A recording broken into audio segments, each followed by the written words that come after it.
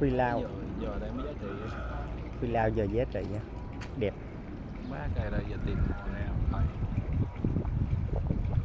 đủ sao mấy mày Cây nét như mày. già nét chứ, mấy nét quay nó mới rõ chứ. Mấy đầu quay Đấy. thấy nhiều mấy là nó nét. Đây là cây rất là già nha, khác tự nhiên luôn. Thì cành nó là chuẩn.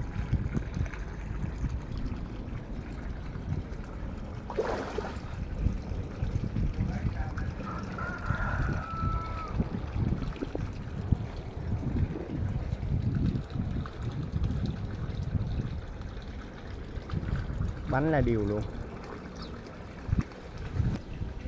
Đây là thân của nó này, hốc khác tự nhiên luôn nha.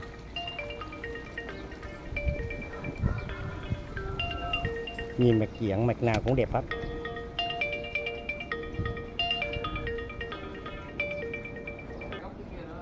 Đây